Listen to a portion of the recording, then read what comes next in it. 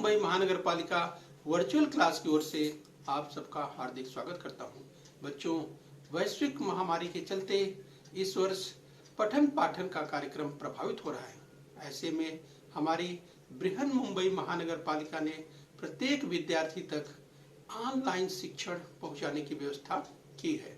तो आइए बच्चों शुरू करते हैं। तो बच्चों, कक्षा छठी में आज हम पढ़ेंगे इतिहास यानी हिस्ट्री। ये है इतिहास और नागरिक शास्त्र की कक्षा छठी की पाठ्यपुस्तक जो स्क्रीन पर आप देख पा रहे हैं। राइट बच्चों, तो आज हम देखने वाले हैं कक्षा छठी में आज का विषय है इतिहास यानी हिस्ट्री। तो बच्चों, आज का जो पाठ है हड़प्पा संस्कृति यानी द हड़प्पन सिविलाइजेशन। तो आज हम पढ़ने वाले हैं हड़प्पा संस्कृति द हड़प्पन सिविलाइजेशन। तो बच्चों, मैं virtual training centre Dadar Mumbai से CS पटेल। आइए बच्चों आगे बढ़ते हैं। तो बच्चों, स्क्रीन पर आप देख पा रहे हैं, अगर हम संस्कृतियों की बात करते हैं, सिविलाइजेशन की बात करते हैं, तो बच्चों कक्षा 5वीं में आपने इनका अध्ययन किया हुआ है। तो चलिए हम आपको एक बार रिवाइज कर देते हैं। राइट, तो बच्चों अगर हड़प्पा संस्कृति की बात करें तो ये यहाँ पे आप देख पा रहे हैं हड़प्पा संस्कृति। राइट, तो देखिए इसे यहाँ पर आप सिंधु देख रहे हैं, सिंधु नदी। राइट, तो इसके अलावा बच्चों कक्षा 5वीं में आपने सीखा है इस बच्चों मेसोपोटामिया की बात करें तो यहाँ पर मेसोपोटामिया जो आप देख पा रहे हैं यूफ्रेटिस और टाइग्रिस ये नदियाँ हैं, और नील नदी ये इजिप्ट। देखिए इजिप्ट की अगर संस्कृति की बात करें, इसके अलावा चीन की संस्कृति यहाँ वांगो नदी पर। तो बच्चों ये पिछले वर्ष आपने अध्ययन किया था। तो हम अगर प्राचीन नगरीय संस्कृतियों की बात करें तो इसकी चर्चा हमने थोड़ा सा आपको रिवाइज किया। राइट, आइए बच्चों इसी क्रम में आज हम हड़प्पा संस्कृति इस द हड़प्पन सिविलाइजेशन की बात करेंगे। राइट, तो बच्चों ये देखिए, अगर हम प्राचीन भारत की बात करें तो जिस सिंधु नदी की बात कर रहे थे स्क्रीन, राइट यहाँ पर आप देख सकते हैं, जिस सिंधु नदी की बात करें और जिस हड़प्पा की बात करें, राइट यहाँ पर हड़प्पा आप देख सकते हैं। तो बच्चों इसके बारे में यहाँ देखिए जो रावी नदी है, यस, तो रावी नदी ये ध्यान रखें क्योंकि अभी हम इसकी चर्चा करने वाले हैं। राइट, तो ध्यान रखें। और अगर मोहनजोदड़ो की बात करें तो राइट मोहनजोदड़ो यहाँ आप देख सकते हैं, ये भी नाम ध्यान रखें, आगे हम इसके बारे में भी चर्चा करने वाले हैं। तो बच्चों ध्यान रखें। आइए आगे बढ़ते हैं बच्चों। हड़प्पा संस्कृति यानी द हड़प्पन सिविलाइजेशन की बात करेंगे। 1921 ईस्वी सन 1921 में पंजाब में रावी नदी के किनारे, बच्चों ये सबने इसकी चर्चा की थी रावी नदी की। तो 1921 में पंजाब में रावी नदी के किनारे हड़प्पा नामक स्थान पर सबसे पहले उत्खनन प्रारंभ हुआ था। बच्चों उत्खनन यानी खुदाई का कार्य चल रहा था। यस बच्चों, वहाँ पे जो जिस खुदाई की बात करें बच्चों, ये उत्खनन का कार्य चल रहा था। और बच्चों यहाँ पे आप ध्यान रखिए, जब हम बात करते हैं हड़प्पा की तो स्क्रीन पर आप देख सकते हैं यहाँ पे, यस, तो यहाँ पे हड़प्पा जो संस्कृत की बात करते हैं तो वो हड़प्पा जो स्थान है, यस, सबसे पहले उत्खनन का कार्य यहाँ पर हुआ, इसीलिए इसी के नाम पर हड़प्पा संस्कृति अर्थात हड़प्पन सिविलाइजेशन का नाम पड़ा हुआ है। यस बच्चों, तो अतः इस संस्कृत को हड़प्पा संस्कृत नाम मिला हुआ है। इस संस्कृत को सिंधु संस्कृत के नाम से भी जाना जाता है। राइट, तो देखिए बच्चों ये जो हमने चर्चा की जो सिंधु नदी की, यस, तो इसके कारण इस संस्कृत को सिंधु संस्कृत के नाम से भी जाना जाता है। राइट, ध्यान रखिए, हड़प्पा स्थान को ध्यान रखिए। आइए बच्चों इसी क्रम में और आगे बढ़ेंगे। बच्चों हड़प्पा की दक्षिण दिशा में लगभग 650 किलोमीटर की दूरी पर सिंधु नदी की घाटी में मोहनजोदड़ो नामक स्थान पर, बच्चों आप देखिए वो स्थान की अगर बात करें, मोहनजोदड़ो आप देख सकते हैं बच्चों। यस बच्चों, तो यहाँ भी जो उत्खनन का कार्य हुआ, यानी हड़प्पा और मोहनजोदड़ो स्थानों पर जो उत्खनन में जिन वस्तुओं और वास्तुओं के अवशेष प्राप्त हुए बच्चों, उसमें अद्भुत रूप से समानता देखी गई। जिस बच्चों हम बात कर रहे हैं हड़प्पा और मोहनजोदड़ो में मिले हुए खुदाई में उत्खनन में मिले हुए जो अवशेष थे, चाहे वस्तुओं की बात करें, वास्तुओं की बात करें, जो अवशेष मिले उसमें अद्भुत समानता देखी गई। बच्चों कुछ स्थानों की अगर बात करें स्क्रीन पर, जैसे आप देख सकते हैं धौलवीरा की बात करें, ये धौलावीरा की बात करें जो स्क्रीन पर आप देख पा रहे हैं। इसके अलावा लोथल की बात करें तो आप लोथल देख सकते हैं। ये धौलावीरा, लोथल, और यहाँ पे देखिए कालीबंगा है, कालीबंगा ये देखिए। इसके अलावा दायमाबाद, यहाँ देखिए दायमाबाद है, राइट बच्चों। तो धौलावीरा, लोथल, कालीबंगा, दायमाबाद, ये इन स्थानों पर भी हुए उत्खनन में ऐसे ही अवशेष पाए गए, राइट। ध्यान रखिए बच्चों। आइए आगे बढ़ेंगे।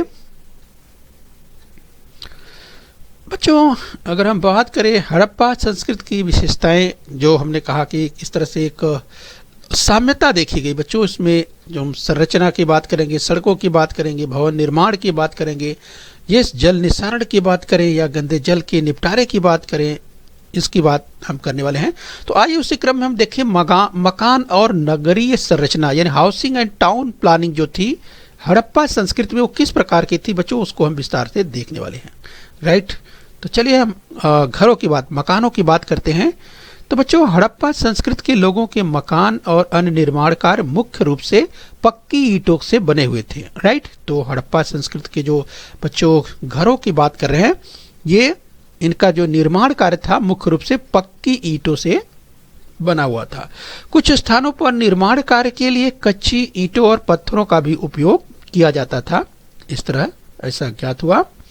तो स्क्रीन पर बाईं ओर आप देख सकते हैं बच्चों, इसकी हड़प्पा काल में, हड़प्पा संस्कृति के समय की अगर बात करें, हड़प्पा संस्कृति की जो बात करें यानी जो नगरीय संस्कृति थी, उसमें जो मकान थे वो पक्की ईंटों से बने हुए थे। कहीं कहीं पर कच्ची ईंट और पत्थरों का भी उपयोग देखा गया। बच्चों मकान और नगरीय संरचना की बात करें, हाउसिंग एंड टाउन प्लानिंग, जिस घरों की हम बात करें, तो मकान के बीचों बीच चौक और उसके चारों ओर कमरे बनाए जाते थे, यानी मकान के बीचों बीच चौक और उसके चारों ओर कमरे बनाए जाते। इस प्रकार की संरचना मकानों की हुआ करती थी। मकानों के अहाते में कुएं, स्नानघर और शौचालय की व्यवस्था हुआ करती थी, यानी जो मकान बनाए जाते थे बच्चों, ये उसी के अहाते के में, यानी मकान के अहाते में ही व्यवस्था होती थी। किस चीज की? ये स्नान गृह, शौचालय, इनकी व्यवस्था की जाती थी। तो बच्चों हम मकान और नगरीय संरचना की बात करें, हाउसिंग एंड टाउन प्लानिंग की बात करें। बच्चों अगर मैला जल निस्सारण की बात करें, यानी गंदे जल का निपटारा करने के लिए समुचित प्रबंधन किया जाता था। यानी बच्चों जो गंदा जल निकलता था, ये उसे किस तरह से व्यवस्थित रूप से उसे निकाला जाए, तो उसका समुचित प्रबंध किया जाता था, यानी उसका ध्यान रखा जाता था। तो इससे पता चलता था कि स्वच्छता के प्रति कितने जागरूक थे। इसके लिए मिट्टी के पक्के परनारों का उपयोग किया जाता था। सड़कों की नालियां ईंटों से बनाई जाती थी। तो इस तरह जो है ईंटों का उपयोग किया जाता था। ये अगर परनारों की बात करें, पक्की ईंटों का प्रयोग देखिए किस तरह से पक्के परनारों का उपयोग किया जाता था। सड़कों की नालियां ईंटों से बनाई जाती थी। बच्चों मकान और नगरीय संरचना की बात करें, हाउसिंग एंड टाउन प्लानिंग की बात कर रहे हैं। तो स्क्रीन पर आप देख सकते हैं मैला जल निस्सारण की व्यवस्था की हम बात कर रहे हैं। ये नालियां ढकी होती थी। इससे स्पष्ट होता है कि हड़प्पा कालीन के लोग जो है स्वास्थ्य के प्रति कितने जागरूक थे। यस, तो इस तरह से उनकी व्यवस्था हुआ करती थी कि वे इसके प्रति यानी स्वास्थ्य के प्रति, स्वच्छता के प्रति बिल्कुल जागरूक थे। मकान और नगरीय संरचना की बात करें बच्चों, हाउसिंग एंड टाउन प्लानिंग की बात कर रहे हैं। तो जो रास्ते थे हड़प्पा संस्कृत के, वे देखिए पक्के रास्ते थे, सड़कें चौड़ी होती थी, वे एक दूसरे के समकोण पर काटेगी इस प्रकार बनाई जाती थी। यानी जब सड़कें एक दूसरे से मिलती थी तो एक समकोण बनता था, समकोण पर काटेंगी इस प्रकार से बनाई गई थी। मकान और नगरीय संरचना की बात करें बच्चों, हाउसिंग एंड टाउन प्लानिंग, बात करें, परिणाम क्या होता था बच्चों? परिणाम स्वरूप चौकोन और रिक्त स्थान, यानी जो खाली जगह बच जाता था, इन रिक्त स्थान में मकान बनाए जाते थे। बच्चों जो सड़कें हुआ करती थी, तो सड़क जो है, सड़कों की बात करें, अगर इस तरह से सड़कें बनाई गई थी तो सड़कें जो है जहां आकर के मिलती थी, तो जो स्थान यहाँ पे रिक्त रहता था, यहाँ पे मकान बनाए जाते थे। तो हमने समकोण की बात की थी, अर्थात किस तरह से जो सड़कें एक दूसरे से आके मिलती थी वो समकोण पर मिलती थी, और जो रिक्त स्थान रहता था वहां पे मकान बनाए जाते थे। नगरों के 2 अथवा अधिक विभाग बनाए जाते थे तथा प्रत्येक विभाग स्वतंत्र परकोटे से संरक्षित होता था। तो उसके लिए जो संरक्षक दीवार बनाई जाती थी सुरक्षा के लिए, और इस नगर के 2 अथवा अधिक विभाग बनाए जाते थे तथा प्रत्येक विभाग स्वतंत्र परकोटे से संरक्षित रहता था, यानी उसकी सुरक्षा की देखभाल ये अलग से परकोटा बना करके चारों ओर दीवार बनाकर उसे सुरक्षित करते थे, जिससे किसी तरह की कोई दिक्कत न हो। तो इस तरह की व्यवस्था, हम हड़प्पा संस्कृति की बात कर रहे हैं, हड़प्पन जो कल्चर है उसकी हम बात कर रहे हैं, यानी तटबंदी के रूप में आपने देखा। बच्चों अगर कुओं की बात करें तो स्क्रीन पर हड़प्पा काल में आप देख सकते हैं जो कुएं थे वे पक्के कुएं थे। यहाँ पर आप देख सकते हैं स्क्रीन पर जिन कुओं की बात कर रहे हैं, ये यहाँ पे जो कुआं दिखाई दे रहा है, तो हड़प्पा काल में जो कुएं होते थे वे पक्के होते थे।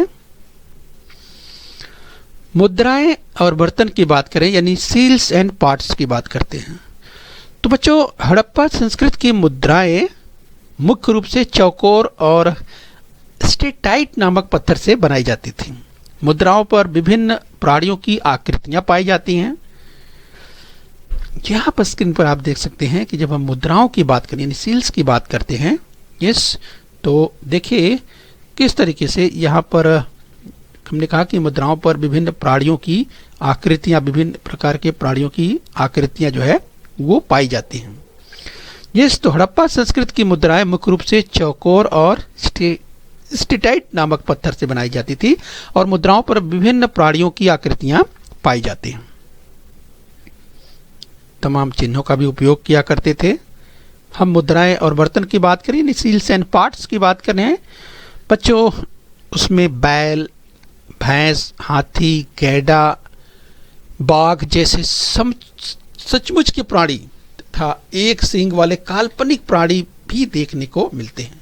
राइट, तो इस तरह से बच्चों हमने भैंस, बैल, हाथी, गैंडा, बाघ इस तरह के प्राणियों की बात करें, या एक सींग वाला जो काल्पनिक, यहाँ स्क्रीन पर जैसे देख सकते हैं, एक सींग वाले जो काल्पनिक प्राणी भी देखने को मिलते हैं। अन्य प्राणियों की आकृतियों की भांति ही मनुष्य की आकृतियां भी पाई जाती हैं। बच्चों इन मुद्राओं का उपयोग छाप लेने के लिए किया जाता है।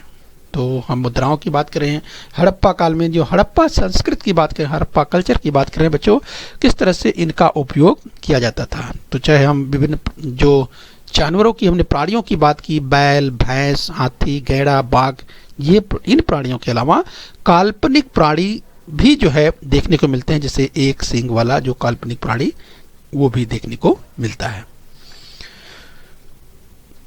तो आइए बच्चों इसी क्रम में और आगे बढ़ते हैं। मुद्राएं और बर्तन की बात करें, सील्स एंड पार्ट्स की बात कर रहे हैं, तो स्क्रीन पर आप बर्तन देख पा रहे हैं। हड़प्पा संस्कृति के स्थानों पर उत्खनन द्वारा विभिन्न प्रकार के आकारों के बर्तन पाए गए हैं। तो स्क्रीन पर आप देख सकते हैं दायरे में जो आपको दिखाई दे रहा है, जिस बर्तन की बात कर रहे हैं, यहाँ पे आप देखिए बर्तन आपको दिखाई दे रहा है। तो हड़प्पा संस्कृति के स्थानों पर उत्खनन द्वारा विभिन्न प्रकार के आकारों के बर्तन पाए गए हैं। उसमें लाल रंग के पृष्ठभाग पर काले रंग से बनाए गए नक्काशी वाले बर्तन हैं, यानी देखा आपने कि उनमें लाल रंग के पृष्ठभाग पर काले रंग से बनाए गए नक्काशी वाले बर्तन हैं, यानी बर्तनों पर नक्काशी का भी कार्य ये हड़प्पा संस्कृति में किया जाता था। बर्तनों पर जो पाए गए नक्काशी के कार्य हैं, उनसे देखकर पता चलता है कि इस बर्तनों के पर नक्काशी करने के कार्य की बात करें तो ये उस समय ये उपलब्ध था, अर्थात वे बर्तनों पर नक्काशी कार्य किया करते थे। आइए बच्चों, इसी क्रम में और आगे बढ़ लेते हैं। हम मुद्राएं और बर्तन की बात करें, सील्स एंड पार्ट्स की बात कर रहे हैं। तो स्क्रीन पर बाईं ओर आप देख सकते हैं, जब हम नक्काशी की बात करें तो नक्काशी के नमूनों के रूप में मछली की चोइयाँ, एक दूसरे में पिरोए हुए वलय, पीपल के पत्ते जैसे प्रतीकों का समावेश है। यहाँ स्क्रीन पर अगर नक्काशी की बात करें तो यहाँ भी आप नक्काशी का आकार देख सकते हैं। ये विभिन्न प्रकार की मछलियों की चोइयाँ, एक दूसरे में पिरोए हुए वलय, ये यहाँ पर देखिए नक्काशी के कार्य आपको दिखाई दे रहे हैं। तो इस तरह से हड़प्पा काल में जो है उत्खनन के दौरान जो बर्तन प्राप्त हुए हैं, यस बच्चों, तो उन बर्तनों पर ये नक्काशी कार्य देखे गए हैं। यस, तो पीपल के पत्ते, इस तरह के प्रतीकों का समावेश देखा गया है। इसके अलावा बच्चों, हड़प्पा संस्कृति के लोग मृत व्यक्ति को दफनाते समय उस व्यक्ति के शव के साथ मिट्टी के बर्तन दफना देते थे। तो बच्चों, उस काल की अपनी मान्यता थी और उस मान्यता के अनुसार हड़प्पा संस्कृति के लोग जब किसी व्यक्ति की मृत्यु हो जाती थी तो जब उसे दफनाते थे तो उस व्यक्ति के शव के साथ मिट्टी के बर्तन भी दफना देते थे बच्चों। तो उनकी ऐसी धारणा रही होगी कि जो है कि उसका उपयोग, वह व्यक्ति जिसकी मृत्यु हो चुकी है शायद वह उसका उपयोग कर पाए, तो इस तरह की धारणा रही होगी, इसलिए ऐसा किया जा रहा होगा। तो इस तरह से बच्चों, मृत व्यक्ति को दफनाते समय व्यक्ति के शव के साथ मिट्टी के बर्तन भी दफनाते थे। तो आइए बच्चों, इसी क्रम में हम आगे बढ़ेंगे। हम महान स्नानागार की बात करें, द ग्रेट बाथ। तो बच्चों, आपके सामने देखेंगे हम द ग्रेट बाथ, स्क्रीन पर आप देख पा रहे हैं, एक बड़ा स्नान गृह देख पा रहे हैं, राइट बच्चों, मोहनजोदड़ो में एक विशाल स्नान गृह पाया गया है। स्नान गृह मतलब बच्चों नहाने के लिए, यानी आप देख सकते हैं द ग्रेट बाथ, महान स्नानागार, स्नान के लिए देखिए कितनी व्यवस्था की गई है।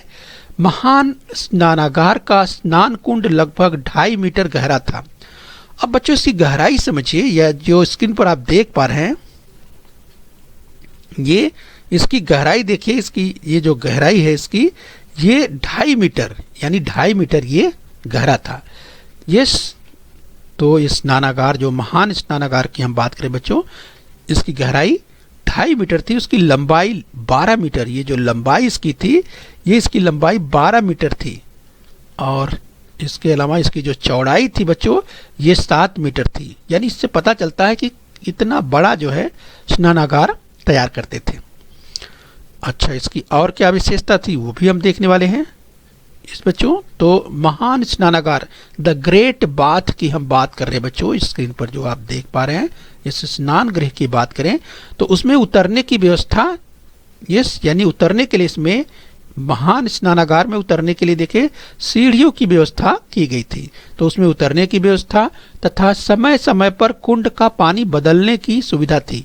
यानी बच्चों, इस कुंड में जो पानी इस्तेमाल किया जाता था, समय समय पर इस पानी को बदल दिया जाता था, क्योंकि पानी इस्तेमाल करने के बाद गंदा हो जाता था। तो इस तरह से इस पानी को, यानी गंदे पानी को निकाल करके फिर से साफ पानी इसमें डाल दिया जाता था। तो इस तरह से हम समझ सकते हैं कि हड़प्पा काल में, हड़प्पा संस्कृति की अगर बात करें तो उस समय लोग कितने जागरूक थे। ये हड़प्पा की नगरीय संस्कृति की हम बात करें बच्चों, तो इससे ये पता चलता है। तो बच्चों, आइए इसी क्रम में हम और आगे बढ़ेंगे। और बच्चों, आज हमने पार्ट 1 में यहाँ तक सीखा, यानी बच्चों हमने हड़प्पा संस्कृति के बारे में सीखा, हमने हड़प्पा कालीन मकान तथा नगरीय संरचना किस प्रकार की थी वो सीखा, तथा मुद्राएं और बर्तनों के बारे में हमने जानकारी प्राप्त की, तथा महान स्नानगृह के बारे में हमने देखा। तो बच्चों, इसके आगे हम जो है जनजीवन, व्यापार और आगे ह्रास के कारणों की हम बात बच्चों पार्ट 2 में करने वाले हैं। तो चलिए, यहाँ तक हमने सीखा है, आइए इसका अभ्यास कर लेते हैं। तो कोष्टक में दिए गए पर्यायों में से योग्य पर्याय चुनकर रिक्त स्थान पूर्ण कीजिए। आइए बच्चों, स्क्रीन पर ध्यान से देखिए, कथन दिया हुआ है, उसमें रिक्त स्थान दिया हुआ है। ईस्वी सन 1921 में रिक्त स्थान दिया हुआ है, टेस्ट में रावी नदी के किनारे हड़प्पा नामक स्थान पर सबसे पहले उत्खनन कार्य प्रारंभ हुआ। बच्चों, आपके पास विकल्प मिलेंगे 4, तो बंगाल, मध्य प्रदेश, पंजाब या तमिलनाडु। ईस्वी सन 1921 में आपको ये जो 4 विकल्प है, बंगाल, मध्य प्रदेश, पंजाब और तमिलनाडु, इसमें से एक सही विकल्प है वो चुनना है।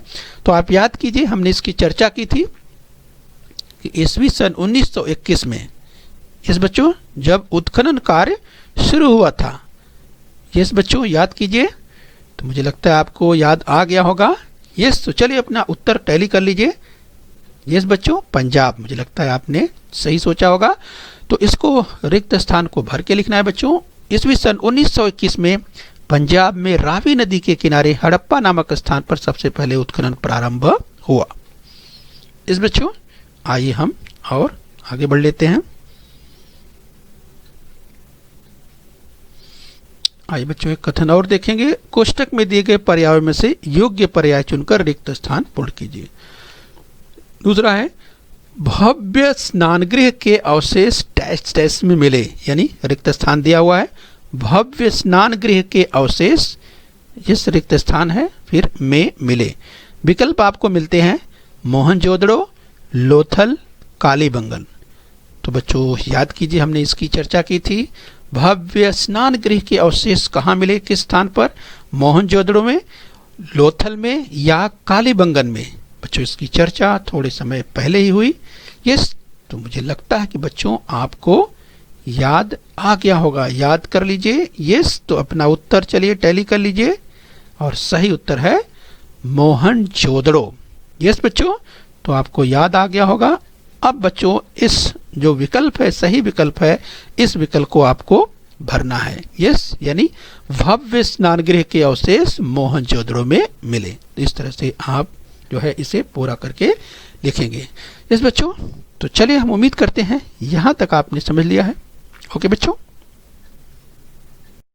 बच्चों, बृहन मुंबई महानगर पालिका के इस चैनल को सब्सक्राइब कर लीजिए और बेल आइकन प्रेस कर लीजिए।